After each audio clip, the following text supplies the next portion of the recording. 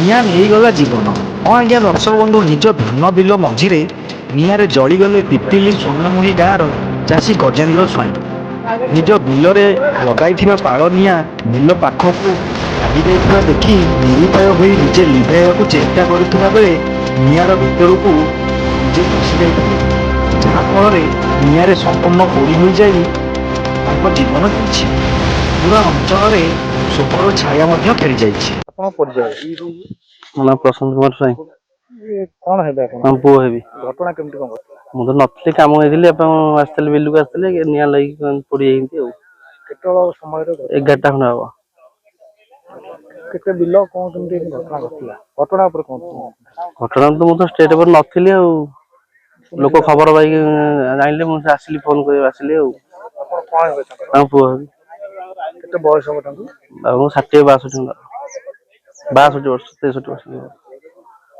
ନିଆଁ କେମିତି ଲାଗିଲା? ନିଆଁ କେମିତି ଲାଗିଛି ମୁଁ ଜାଣିନି, ସେ ନିଜେ ଲଗେଇନି, କଣ କରିନି ଜାଣିନି। କଣ କହିବେ? କଣ କହିବି ଆଉ। ଡେଲାଙ୍ଗ ସୁନାମୁହିଁ ଗାଁରେ ଘଟିଛି ଅଘଟଣ।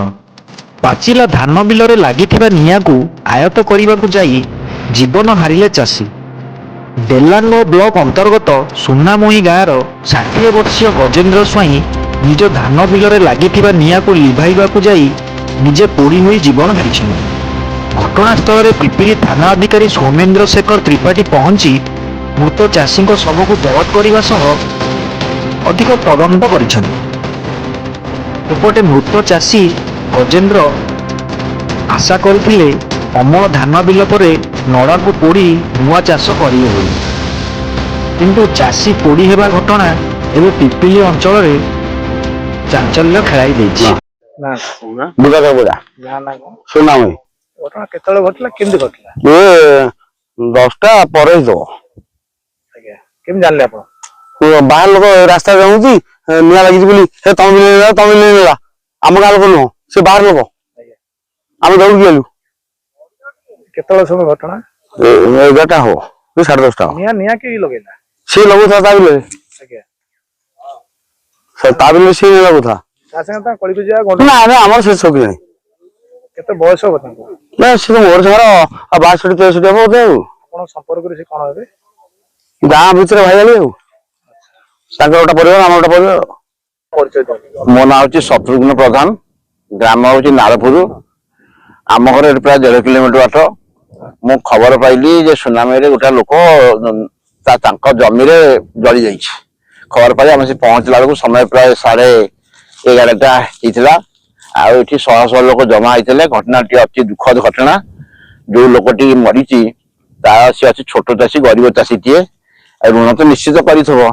ଆଉ ତାଙ୍କର ତ ଚାଷ ଜମି ପାଳ ପଡିଲା, ଅନ୍ୟର ଗୋଟେ ଲୋକର କ୍ଷତି ହେଇଗଲା, ଆଉ ବଡ ଧରଣର କ୍ଷତି ହେବାର ସମ୍ଭାବନା ବି ଥିଲା। ସେ ତାକୁ କିଛି କଣ୍ଟ୍ରୋଲ ନ କରିପାରି ପଡିଯାଇକିରି ପ୍ରାଣ ହରାଇଛନ୍ତି। ଆଉ ଏହା ହଉଛି କଥା। ଆଉ ନିଆଁ ଚାଷ ଜମିରେ ଲାଗିନି, ଯୋଉ ଖୋଲା ଜମିରେ ଲାଗିଛି। ଯୋଉ ଜମିରେ ଧାନ ନଥିଲା ସେଇ ଜମିରେ ନିଆଁ ଲାଗେ। ନିଆଁ ଲଗେଇଥିଲେ ବୋଧେ, ନିଆଁ ଲଗେଇଥିଲେ, କଣ କରିଥିଲେ, ନିଆଁ ଲଗେଇଲେ ତାଙ୍କ ଜମିରେ ଚାଷ କରିକି ମୁଗ ବୁଣିଥାନ୍ତେ। ନିଆଁ ଲଗେଇବା ନିଆଁ ଅଲଗା ଲୋକ କିଏ ଯାହାର ଶତ୍ରୁତା କିଛି ନାହିଁ। ଧାର କରଜ କରି ଚାଷ କରିଥାଏ ଚାଷୀଟିଏ। ସେହିଭଳି ପିପିଲି ସୁନାମୁହିଁ ଗାଁର ଗଜେନ୍ଦ୍ର ମଧ୍ୟ ଚାଷ କରିଥିଲେ ଧାନ ଚାଷ।